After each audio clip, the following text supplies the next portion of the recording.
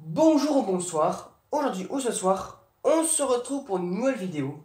Alors dans cette vidéo, je vais vous expliquer comment réparer un starter de tube fluorescent qui fonctionne mal. Alors là, je vous montre un starter de tube fluorescent et celui-ci fonctionne mal. Alors, je vais vous le brancher et vous allez voir ce qui se passe. Alors comme vous pouvez le voir, le tube fluorescent ou néon, ça dépend comment vous l'appelez, a seulement les extrémités du tube qui s'allume, en fait les électrodes, et tout le reste du tube ne fonctionne pas, enfin n'éclaire pas. Alors pour ce fait, faudra démonter le starter et bien sûr enlever quelques trucs dedans, un truc seulement. Ça va être très simple pour savoir si c'est vraiment ce composant là qui fonctionne pas ou si c'est vraiment le starter lui-même qui fonctionne pas. Dans ce cas-là, il faudra le jeter. Mais avant, il faudra enlever un composant qui peut être foutu avant même que le starter lui-même ne soit foutu. Alors, pour ce fait, pour le démonter, il faudra se munir d'une pince à dénuder. Voilà. Et avec cette pince ou votre objet, votre outil, vous allez passer sous une broche ou les deux. Ça dépend comment vous vous sentez pour enlever le starter. Vous allez passer sous la broche et vous allez tirer comme ça. Comme ça. Alors bien sûr, il faudra forcer et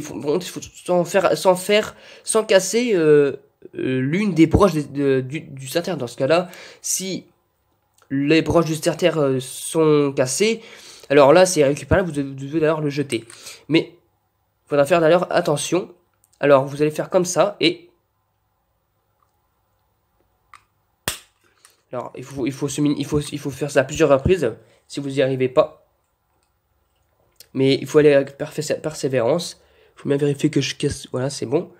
Et, et hop là, vous allez entendre un petit clic ou un truc comme ça. Et voilà,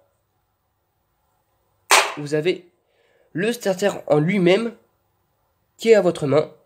Alors, comment pour réparer ça? Alors là, vous avez le petit bilame qui se trouve à l'intérieur de ce verre. Voilà. Et là, vous avez un condensateur. Et le problème vient du condensateur aussi. Ça peut venir du condensateur. Voilà. Alors, si ça vient pas du condensateur, mais le starter en lui-même, là, eh bien, il faudra simplement le jeter. Mais si ça vient du condensateur, c'est très simple. Il faudra le débrancher tout simplement du circuit. Hop là. Voilà. Où il n'y a plus que. Il est tout débranché et vous avez plus qu'à plier le petit fil ou le tailler. Là, je vais le retailler par exemple parce qu'il est trop grand, ça va jamais rentrer dans la petite protection en plastique. Alors voilà, j'en fais des petits bouts parce que je vois pas forcément avec la caméra complètement, mais j'ai enlevé ces trucs de voilà quoi. Et il faut le replier sans que ça touche, hein, bien sûr, sinon ça fera encore un court-circuit et le tube ne s'allumera. Le problème sera toujours là. Le tube éclairera seulement qu'aux électrodes. Donc voilà. Et maintenant, vous allez remettre dans sa petite protection en plastique. Voilà. En faisant bien gaffe aux pattes de fixation, comme vous pouvez le voir. Voilà, il y a des pattes de fixation, un très petit point blanc. Et il faudra tout simplement le remboîter et ça va faire un petit clips. Donc du coup, il faut bien regarder ce qu'on fait aussi. Du coup, bah, je vais vous le faire en dehors de vidéo. Donc, quand vous savez que c'est à peu près bon, vous tirez d'un côté. Voilà, vous tirez d'un côté, vous faites en sorte que ça se rentre bien dans toutes les encoches, enfin dans toutes les parties du starter, et vous appuyez. Voilà, ça fait un petit clips. Voilà, et le starter est enfin mis. Et là, comme vous pouvez le voir,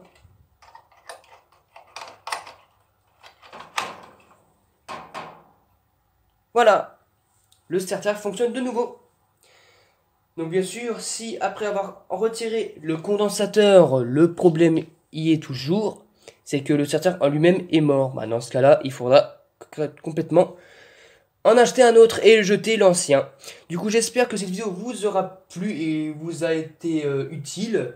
Si vous avez des questions, posez-moi dans les commentaires.